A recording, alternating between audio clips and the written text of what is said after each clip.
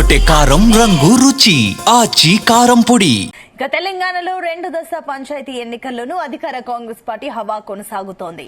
తొలి విడత ఎన్నికల్లో 55% పైగా గ్రామ పంచాయతీలను గెలుచుకున్న హస్తం పార్టీ రెండో విడతలోనూ అదే సీన్ రిపీట్ చేస్తూ దూసుకుపోతోంది. రెండో విడతలో ఇప్పటి వరకు వెల్లడైన 200 ఫలితాల్లో 100 వరకు కాంగ్రెస్ బలపరిచిన అభ్యర్థులే విజయం సాధించారు. ఉమ్మడి నల్గొండ, ఖమ్మం జిల్లాలో కాంగ్రెస్ ఏకపక్షంగా గెలుస్తోంది. ఖమ్మం జిల్లాలో కమ్యూనిస్టులు కొన్ని సీట్లను కైవసం చేసుకున్నారు. ఇక ఇదే అంశానికి సంబంధించి మరిన్ని డీటెయిల్స్ మా కరెస్పాండెంట్ యాకేష్ అందిస్తారు. యాకేష్, ఖమ్మం జిల్లాలో పంచాయతీ ఎన్నికలు రెండవ దశ పూర్తయిపోయి కౌంటింగ్ కూడా ఫలితాలు వెలువడుతున్నటువంటి నేపథ్యంలో జిల్లాలో ఆసక్తికరమైనటువంటి ఫలితాలు వెల్లడవుతున్నాయి. 6 మండలాలకు సంబంధించి ఫలితాలు వస్తున్నటువంటి నేపథ్యంలో మొదటగా చిన్న పంచాయతీలకు సంబంధించి ఫలితాలు వస్తున్నాయి. ఇప్పటి వరకు మనకు అందినటువంటి సమాచారం మేరకు మొత్తం కూడా కూసుమంచి మండలంలో 41 పంచాయతీలు ఉండగా దాదాపుగా కూసుమంచి మండలంలో బీఆర్ఎస్ 2 స్థానాలు గెలవగా కాంగ్రెస్ 9 స్థానాలు గెలిచింది. ఇక నేలకొండపల్లి మండలంలో 32 గ్రామ పంచాయతీలు ఉండగా కాంగ్రెస్ 6 స్థానాలు, సిపిఎం 1, బీఆర్ఎస్ 6 స్థానాలు. ఇక్కడ కూడా హోరాహోరీగా బీఆర్ఎస్ కాంగ్రెస్ మధ్య పోటీ కొనసాగుతున్నటువంటి పరిస్థితి. ఇక తిరుమలాయపాలెం మండలంలో 40 గ్రామ పంచాయతీలు ఉండగా దాదాపు ఇప్పటికే బీఆర్ఎస్ 3, కాంగ్రెస్ 4 గ్రామ పంచాయతీలు గెలిచింది. ఖమ్మం రూరల్ లో 21 పంచాయతీలు ఉండగా బీఆర్ఎస్ 3, కాంగ్రెస్ 2, ఇక సిపిఎం 2 స్థానాలు గెలిచినట్లు సమాచారం అందుతుంది.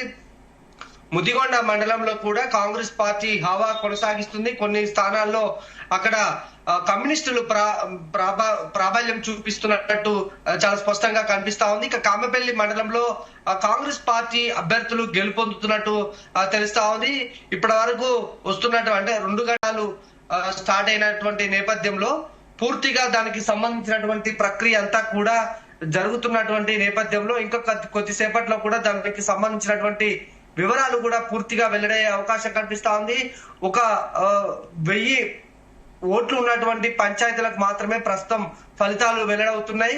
దాని తర్వాతకి కూడా పెద్ద సంఖ్యలో కూడా మేజర్ గ్రామ పంచాయతీలకు సంబంధించి ఫలితాలు వెల్లడయ్యే అవకాశం అయితే కనిపిస్తా ఉంది. ఏదేమైనా ఈ రెండో దఫా ఎన్నికలకు సంబంధించి పెద్ద ఎత్తున కూడా అటు బీఆర్ఎస్, కాంగ్రెస్ అభ్యర్థులే ఎక్కువగా పోటీ పడినట్టు సందర్భం.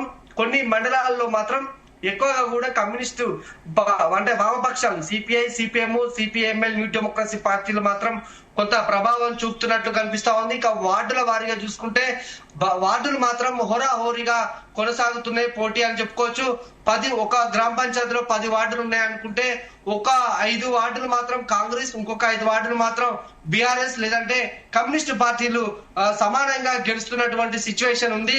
ఎందుకంటే చాలా గ్రామ పంచాయతీలు ఈసారి రిజర్వేషన్ కు సంబంధించి ఎస్సీ, ఎస్టీ రిజర్వేషన్ అయినటువంటి క్రమంలో ఉప సర్పంచ్ పదవికి చాలా డిమాండ్ ఏర్పడింది.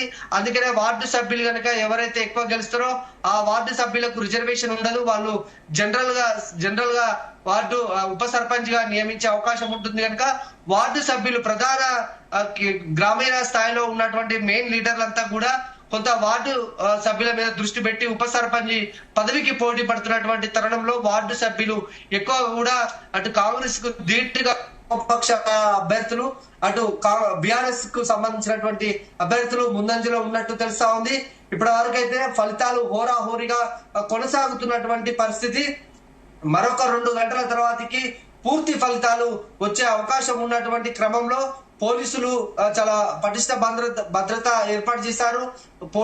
కౌంటింగ్ కేంద్రం వద్ద ఎవరిని కూడా విజయోత్సవ ర్యాలీలు చేయించడం గాని లోనికి కూడా ఎవరిని రాణించకపోయినటువంటి క్రమంలో భారీ బందోబస్తు ఉందని చెప్పుకోవచ్చు. ఎలాంటి అవాంఛనీయ ఘటనలు అయితే చోటు చేసుకోలేదు ప్రస్తుతానికి. అట్లనే పోలింగ్ లో అలాగే ఉంది కనుక కౌంటింగ్ తర్వాత కూడా అలాంటి పరిస్థితులే ఉండాలన్న ఉద్దేశంతో పోలీసులు భారీ భద్రతా చర్యలు చేపడుతుందని చెప్పుకోవచ్చు. ఇక కౌంటింగ్ కు సంబంధించి 6 మండలాల్లో ప్రస్తుతం ఈ కొనసాగుతున్నటువంటి క్రమంలో అభ్యర్థులు చాలా ఆసక్తిగా ఎదురు చూస్తున్నటువంటి పరిస్థితి ఉంది.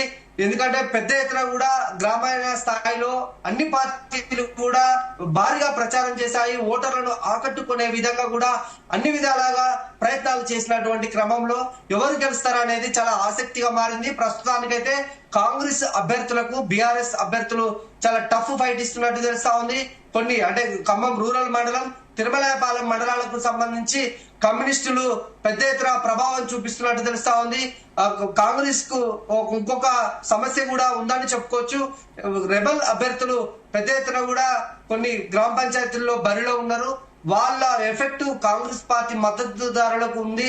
అందుకని కొన్ని చోట్ల స్వతంత్ర అభ్యర్థులు కూడా గెలిచి కాంగ్రెస్ కు షాక్ ఇస్తున్నట్టు చాలా స్పష్టంగా అర్థమవుతుంది.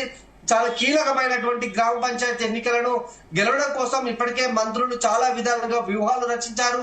మొదటి దశలో అనుకున్నంత మేరకు సాధించినప్పటికీ కూడా కొన్ని అటు వార్డు సభ్యుల్లో అయితే కొన్ని సర్పంచులు కీలకంగా ఉన్నటువంటి గ్రామాలలో అటు బీఆర్ఎస్ వామపక్షాలు గెలిచినటువంటి క్రమం చూసుకున్నాము. ఇప్పుడు కూడా రెండవ దశకు సంబంధించి కూడా అదే ట్రెండ్ కొనసాగుతుందా అనేది కొంత ప్రశ్నార్థకంగా మారింది.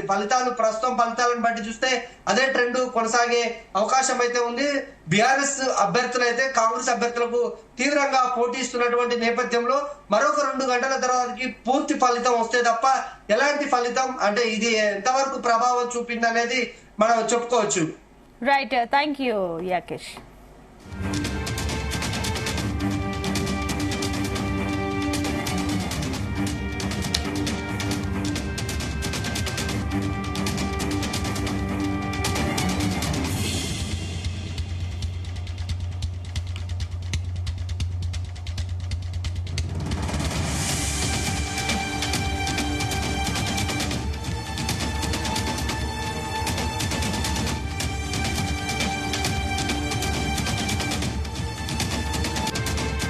గుమగుమల వంటలే వంటలే తెరకొట్టే కారం రంగు రుచి ఆచి కారం పొడి.